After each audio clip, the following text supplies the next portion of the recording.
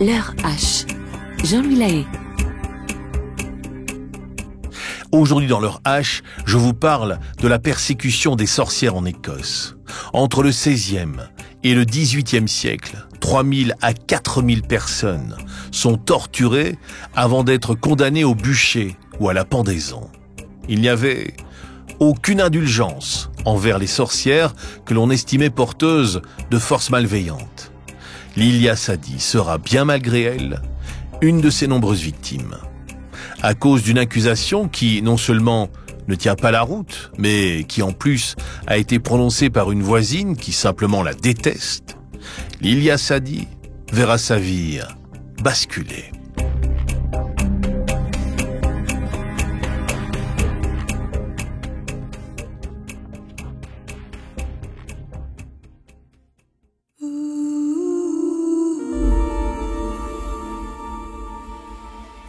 Lorsque Nora passe voir son ami Lilias, le lendemain après-midi, elle hésite à lui parler des deux hommes habillés de noir qui l'ont suivi hier jusque chez elle. Elle ne souhaite pas faire peur à son ami, mais d'un autre côté, elle aimerait la mettre en garde. Mais en garde contre quoi ou qui, se demande finalement Nora. Ne serait-il pas déjà venu la chercher s'ils avaient pris les accusations de cette vieille folle au sérieux? 2 jours plus tôt, Nora est allée au marché et elle avait entendu que l'Inquisition ne tarderait pas à emprisonner les soi-disant sorcières. On prétendait qu'il était bien trop dangereux de les laisser en liberté car elles risqueraient de jeter des sorts aux villageois. Les 2 amis passent l'après-midi ensemble en évitant soigneusement le sujet. Lilias parle de sa réserve de fleurs qui diminue à vue d'œil pendant que Nora lui raconte les aventures de sa cousine, habitant dans le village voisin. L'atmosphère est détendue et c'est ce qu'il faut aux 2 femmes pour oublier le temps d'un moment ces persécutions qui n'en finissent plus. Il est déjà tard lorsque Nora quitte son amie pour retourner chez elle. Le lendemain matin, le soleil est à peine levé lorsque ces fameux 2 hommes frappent à la porte. Il demande de la suivre sans faire d'histoire. Lilias est effrayée, mais tente de ne rien laisser paraître. D'une voix qu'elle se veut forte et assurée, elle demande de quoi elle est accusée. Aucune réponse. En pleine maîtrise d'elle-même, elle ose leur résister en leur disant qu'elle ne les suivra pas tant qu'elle n'aura pas obtenu d'explication. Un léger agacement sur le visage des 2 hommes est perceptible. Lilias sait au fond d'elle-même que sa réaction ne joue pas en sa faveur, mais elle ne peut se résigner à se rendre si facilement. Elle n'a rien à se reprocher et devrait pouvoir les suivre la tête haute, mais elle n'y arrive pas. La peur a pris possession de chaque parcelle de son corps. Après un face-à-face qui semble durer des heures, mais qui ne prendra que 10 minutes, Lilia Sadi se voit conduire fermement jusqu'à la prison à quelques rues de là. Elle n'aura pas eu le temps de prendre quelques affaires. Elle n'aura pas eu l'occasion de prévenir son amie. Lorsqu'elle jette un dernier regard à sa maison, elle aperçoit sa voisine qui observe la scène, le sourire triomphant. La cellule de Lilias est minuscule. Son seul contact avec l'extérieur provient d'un petit soupirail situé en hauteur. La lumière du jour lui permet de conserver la notion du temps. Le vent qui s'infiltre rend l'air un peu plus respirable. Les bruits de la rue lui font se sentir moins isolé.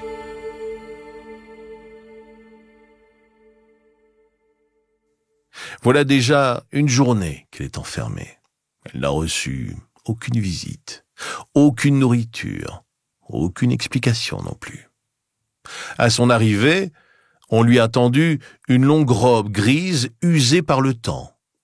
Le tissu sent mauvais, mais elle n'a pas d'autre choix que de l'enfiler. C'est pour nous assurer que tu ne caches rien sous tes jupons, sale sorcière, lui a-t-on craché à la figure. Voilà les seuls mots qu'elle a entendus depuis son arrestation. Il semble qu'elle se trouve au fond d'un long couloir. D'autres portes s'ouvrent et se referment régulièrement. Elle entend les gémissements de douleur, les supplications, mais aussi les cris. Elle ferme les yeux, surtout. Ne pas paniquer. Elle tente de convaincre qu'il s'agit d'une erreur absurde. Sa vie se résume à ses plantes et à soulager les maux, rien d'autre. Elle n'a rien à faire ici. Au petit matin de sa 2e journée d'enfermement, Lilias entend la clé dans la serrure. La porte s'ouvre sur un homme au sourire mauvais. Son odeur est telle que Lilias ne peut s'empêcher de grimacer. Cet homme respire le mal. Lorsqu'il prend sans ménagement son bras pour la sortir de sa cellule, elle sait que l'implorer ne servira à rien. Elle est le mal qu'il faut détruire. C'est cela qu'elle a perçu dans les yeux remplis de haine de son bourreau.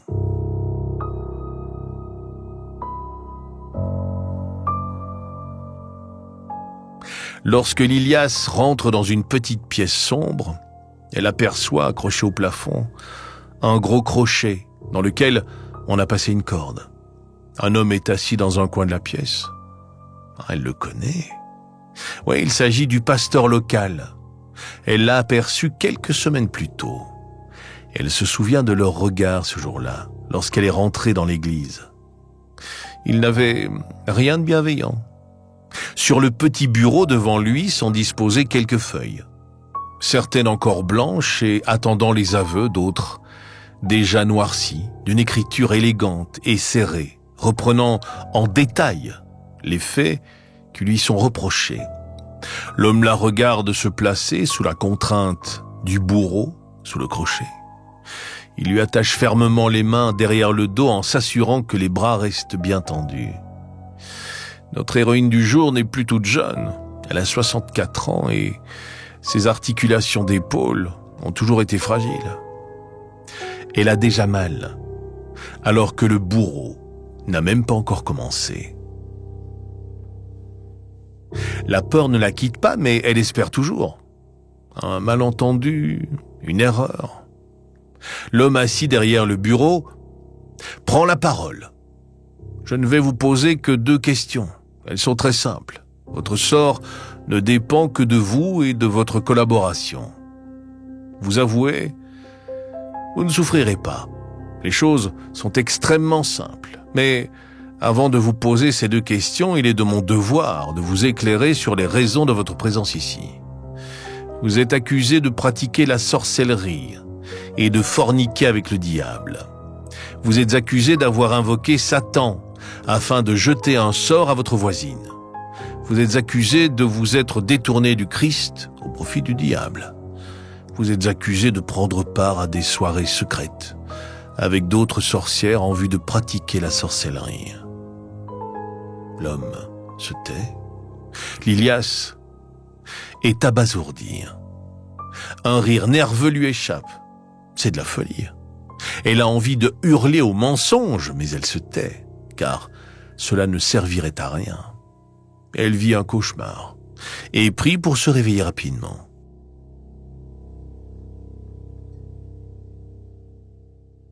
Tout cela n'a aucun sens. Tout cela est ridicule.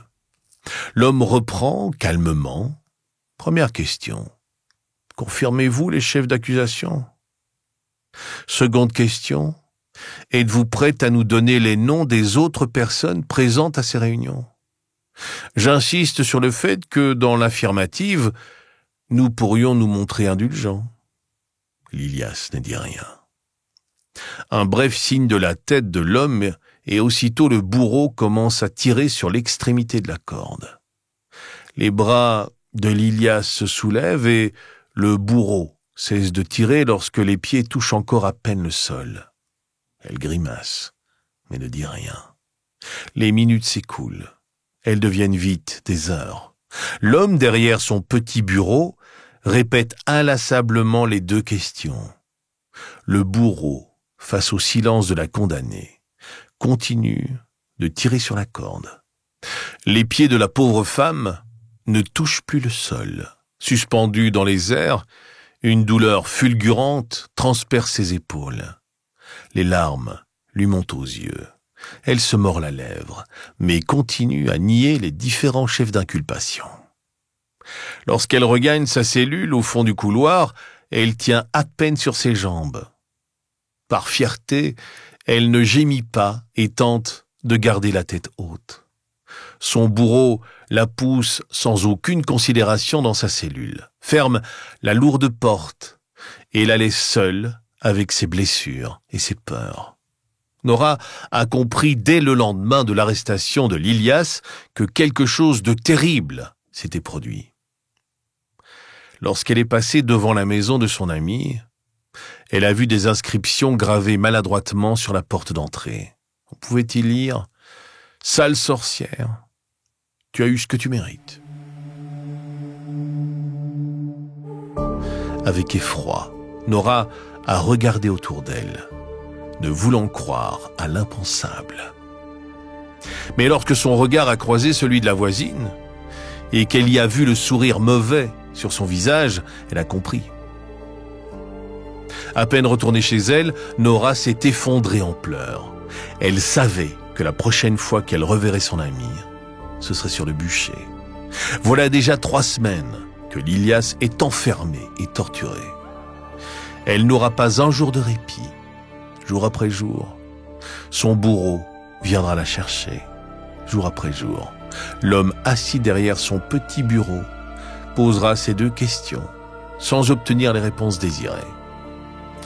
La malheureuse s'élève de plus en plus haut dans les airs. Hier, on l'a soulevée tellement haut que sa tête touchait presque le plafond. Malgré cela, Lilias se tait. 2 jours plus tôt, elle a été forcée de rester debout durant plus de 24 heures sur un petit tabouret. Interdiction de manger, de boire et de dormir. Elle a cru devenir folle, mais n'a pas cédé. Aujourd'hui, le bourreau change de méthode et lui accroche un poids à ses chevilles. Ses épaules sont sur le point de céder. Lilias s'évanouit de douleur. Sans ménagement, le bourreau retire le poids et décroche la condamnée. Convaincu que les sorcières, grâce à leur pouvoir, étaient capables de résister à la douleur, l'acharnement dont font preuve les bourreaux est tout simplement inimaginable. Certaines sorcières se verront privées de certains sens, comme la vue ou l'ouïe. D'autres verront leurs membres écrasés. Une violence inouïe qui souvent aboutira à des aveux. Lilias Adi sera torturé pendant un long mois avant d'avouer, épuisé. Le verbe « avouer » doit être mis entre guillemets car il n'y avait rien à avouer. Rien de ce qui était reproché à Lilias n'était vrai, mais l'épuisement, la douleur et l'envie que cela s'arrête a poussé Lilias à abdiquer et à raconter l'histoire que l'homme voulait entendre. J'étais dans un champ de maïs lorsque le diable est venu me rendre visite la première fois. C'était au coucher du soleil. Le diable portait un chapeau. Sa peau était pâle, froide aussi, et ses pieds avaient la forme de sabots. L'homme lui demande s'ils ont bien eu une relation charnelle. Lilias confirme et admet qu'il lui a fait renoncer au baptême. Elle précise aussi qu'après cette première fois, le diable s'est rendu à plusieurs reprises chez elle. L'homme est content. Au fur et à mesure qu'elle raconte, il retranscrit chaque mot. Qu'importe que cette confession soit le résultat d'un mois de torture, c'est une victoire, encore une. Lilias admet avoir participé à des réunions avec d'autres sorcières et en présence du diable. Plusieurs fois, l'homme lui parle de Nora, mais elle ne dit rien. Lilias ne donnera le prénom d'aucune autre femme, prétextant qu'elles étaient masquées et donc non identifiables. L'insistance et l'intensité des tortures la pousseront toutefois à révéler certains noms, mais ces noms seront bien choisis. Ils n'appartiendront qu'à des personnes déjà décédées. au bout d'1 mois de torture. Elle est vaincue. 1 mois de torture pour une confession biaisée.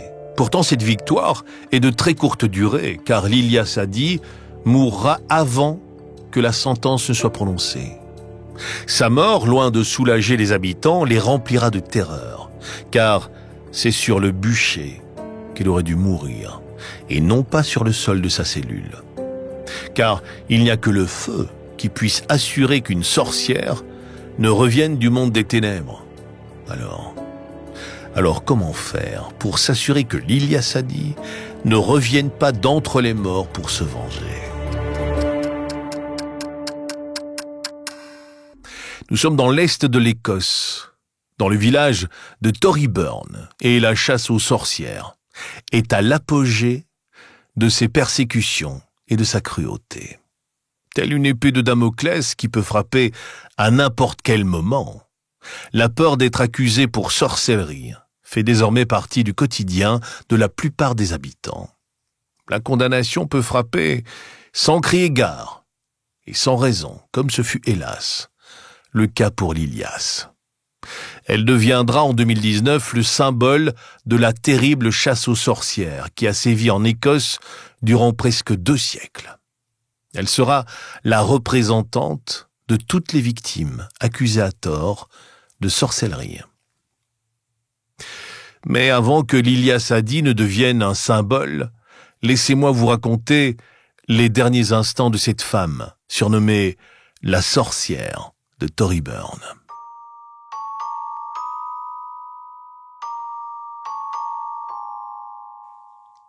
Lorsque Nora quitte la maison de l'Ilyas, son ami de longue date, le soleil est déjà haut dans le ciel. Mais il n'arrive pas à donner un semblant de chaleur à cette grisaille qui n'en finit pas.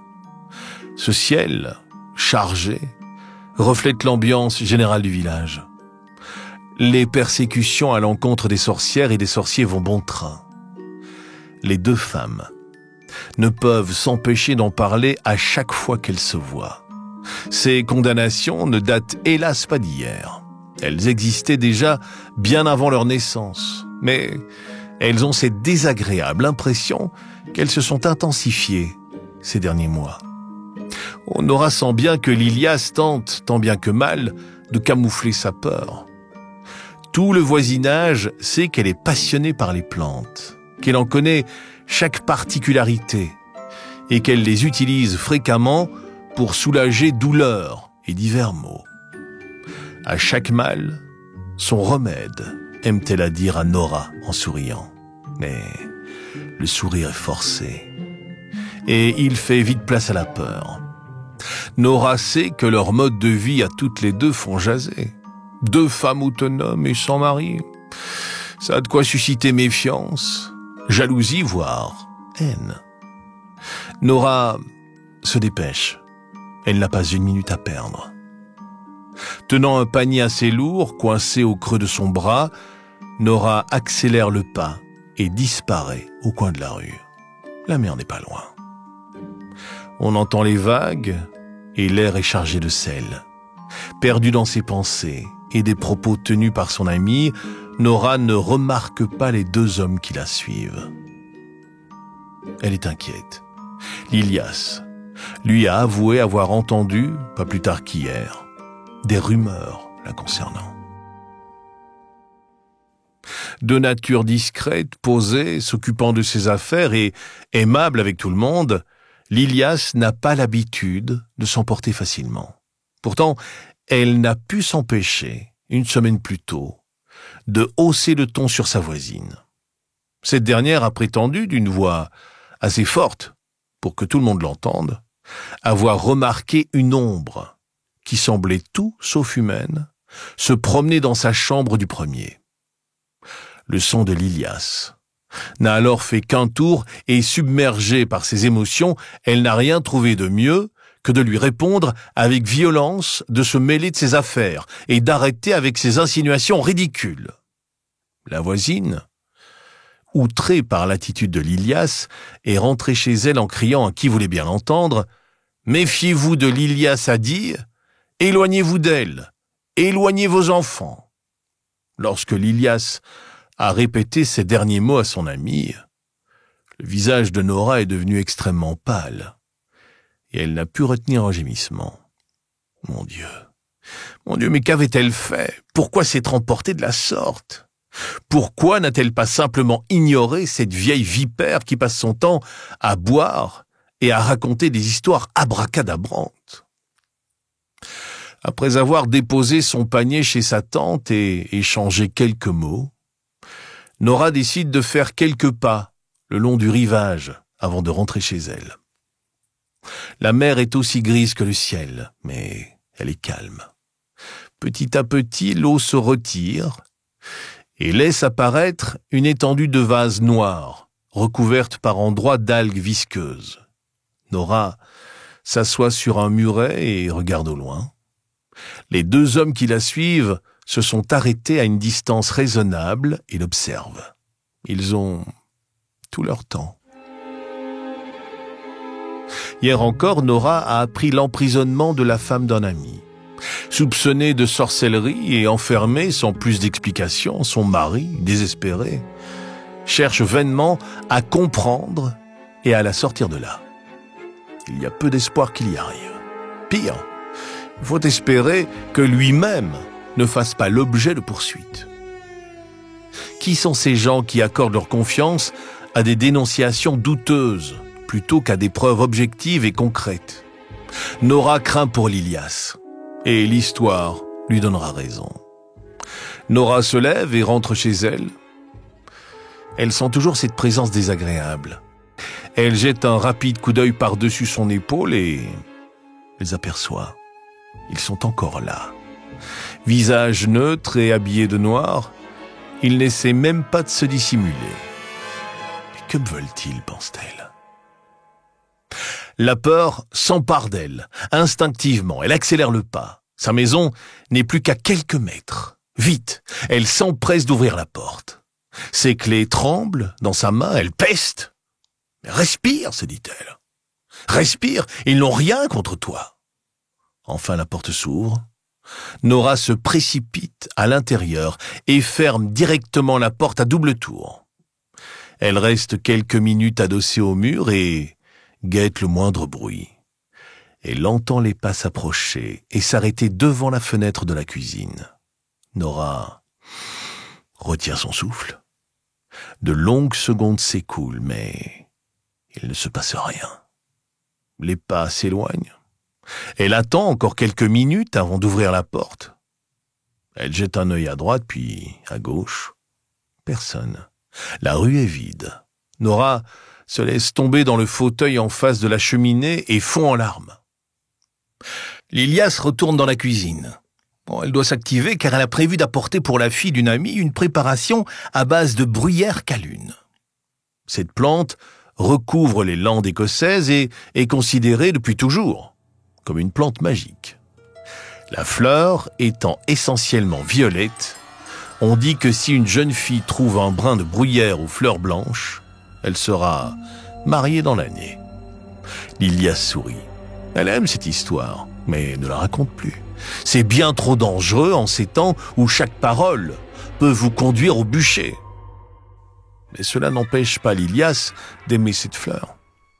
Ses vertus antiseptiques sont incontestables. Elle espère, grâce à sa mixture, soulager la vilaine plaie sur la jambe de la petite fille. Pendant tout le temps que dure sa préparation, elle repense aux mots prononcés par cette vieille vipère de voisine. Non mais qu'ai-je donc fait pour qu'elle m'en veuille à ce point? Et c'est quoi cette histoire d'ombre dans ma chambre? Comment aurait-elle pu voir une ombre alors qu'il n'y a même pas de lumière? Elle croit quoi, la vieille vipère? Que je vais utiliser le peu de bougies qu'il me reste pour éclairer ma chambre? Lilias s'énerve. Elle sait qu'elle ne doit pas, mais c'est plus fort qu'elle. Elle sait qu'elle doit se faire discrète et se faire oublier, mais tout ça c'est tellement ridicule. Dans son énervement, elle lâche le bol qui tombe et se brise en 3 morceaux. Ah mince, peste-t-elle. Me voilà bonne pour tout recommencer. Ses mains tremblent. Chaque parcelle de son corps est habitée par la peur. Il faut que je me calme. On peut rien faire contre moi. J'ai rien fait. Tout mon entourage pourra témoigner en ma faveur. Je suis une personne respectable. » Mais au fond, Lilias sait que personne ne pourra l'aider. Machinalement, elle va chercher un nouveau bol et recommence sa mixture. La soirée est déjà bien avancée lorsqu'elle a terminé. La petite fille habitant 2 maisons plus loin, Lilias décide de lui apporter le cataplasme sans attendre. Elle sort de chez elle. À peine quelques minutes plus tard, elle est assise dans la cuisine de son amie avec, posé devant elle, un bol d'une délicieuse soupe chaude. La blessure de la petite fille est vilaine, mais elle le sait, la mixture fera des miracles. Les 2 femmes discutent joyeusement pendant que la petite fille se repose dans son lit. Lilias passera la soirée là-bas. Personne ne remarquera la présence des 2 hommes tout de noir vêtus, postés non loin de là et observant attentivement les moindres faits et gestes. Il est tard lorsque Lilias rentre chez elle. Fatiguée, elle monte directement se coucher, sans avoir allumé une quelconque lumière. Quelle idiote cette voisine, pense Lilias. Personne ne serait assez fou que pour croire à des bêtises pareilles. Malgré elle, un sourire se dessine sur son visage. Elle ose même espérer que cette histoire sera vite oubliée et que les choses reprendront leur cours normal. Hélas, le destin en décidera autrement. Il va tristement ressembler à celui de milliers d'autres femmes, à toutes celles accusées sans raison valable de sorcellerie et d'adoration du mal. Et rien ni personne n'est en mesure de stopper la machine qui est déjà en marche.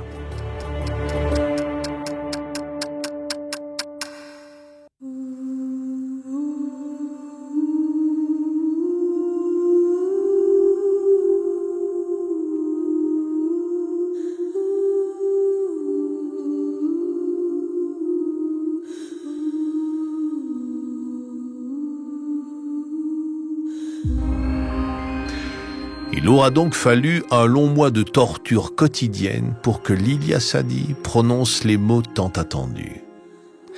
Le pasteur local, assis derrière le petit bureau, est satisfait. Il savait que la femme brisée devant lui était une sorcière. Il l'avait sentie dès qu'elle était entrée pour la première fois dans la pièce. Il ne cesse d'ailleurs de se vanter auprès de ses amis. « Moi, aime-t-il à répéter, je les repère à des kilomètres et je suis fier de pouvoir affirmer qu'elles ne m'échappent jamais. » Elles finissent toutes par avouer que sa confession ait jailli sous la torture n'est pour lui qu'un détail insignifiant. Les sorcières ne ressentent pas la douleur, c'est bien connu. Pourquoi aurait-il pitié de cette femme qui s'est détournée du droit chemin ? Pourquoi aurait-il une once de tristesse en voyant la condamnée couverte du sang de ses blessures et brisée ? Pourquoi aurait-il de la compassion en la voyant à peine tenir sur ses jambes disloquées par le poids des pierres ? Enfin, elle a avoué. Elle a admis adorer le diable.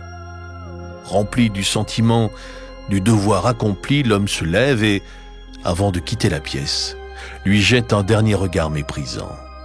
Ces dernières paroles résonnent encore dans la tête de Lilias. « Il te reste 2 jours avant que la sentence ne soit prononcée. » Le lendemain matin, lorsque le gardien rentre dans sa cellule, il la retrouve inerte au milieu de la pièce. Persuadé qu'elle est juste endormie, il se rapproche prudemment et lui touche l'épaule couverte d'hématomes. S'attendant à un gémissement de douleur, il s'étonne de l'absence de son. Il la retourne et à la vue de son visage, il comprend que Lilias ne fait plus partie de ce monde. Loin de le rassurer, il sort précipitamment de la cellule en hurlant de terreur. « Elle est morte !» crie-t-il affolé. « Elle est morte !» Lorsqu'une sorcière est condamnée, c'est par le feu qu'elle doit périr. La mort sur le bûcher est le seul moyen de s'assurer que les sorcières ne reviennent pas des ténèbres pour se venger et jeter des sorts. On comprend mieux la terreur qui gagne les habitants de ce petit village côtier de l'est de l'Écosse.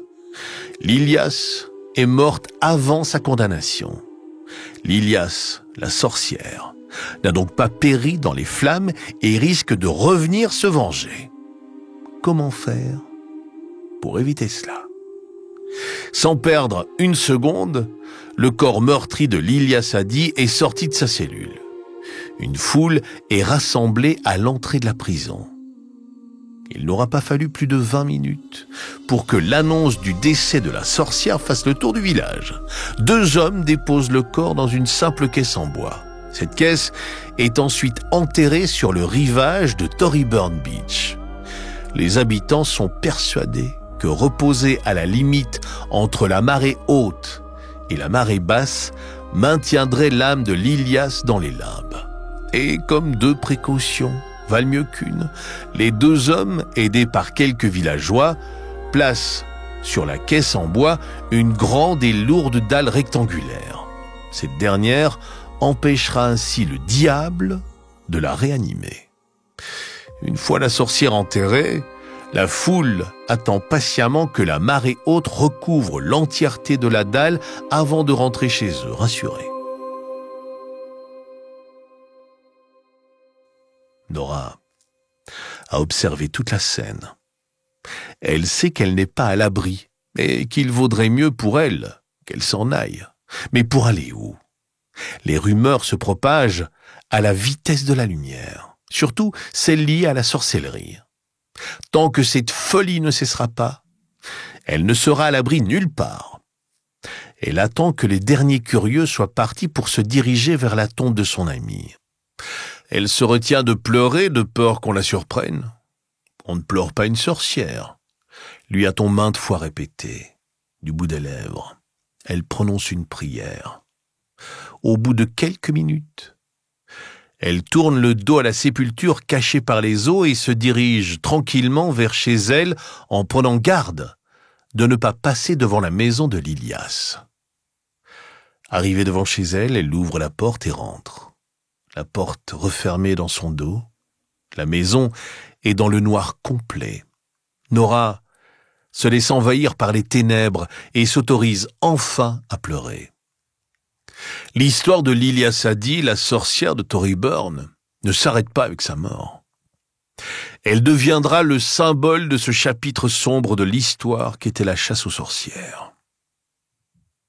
Sa tombe sera pillée par des collectionneurs d'antiquités en 1852. Ses restes seront éparpillés. Son crâne sera exposé dans plusieurs endroits avant de se retrouver dans l'université St Andrews, située sur la côte est de l'Écosse. Il sera photographié par l'équipe de l'université. C'est à partir de ces photos qu'en 2018, à l'aide d'outils de sculpture virtuelle en 3D, son visage a pu être révélé. Il est le premier visage d'une femme écossaise accusée de sorcellerie. Grâce à lui, la chasse aux sorcières prend soudainement une dimension plus réelle. Le visage de Lilia Sadi porte en lui tous les visages des 4000 victimes innocentes. Sur la plaque commémorative de Lilia Sadi, on peut y lire ceci. Lilia Sadi, 1640-1704. Il craignait qu'elle ne ressuscite d'entre les morts. Comment aurait-elle pu le faire puisqu'elle était une femme ordinaire accusée? Une femme ordinaire accusée. Une femme ordinaire comme tant d'autres, victime de la terrible chasse aux sorcières qui a sévi en Écosse entre le XVIe et le XVIIIe siècle.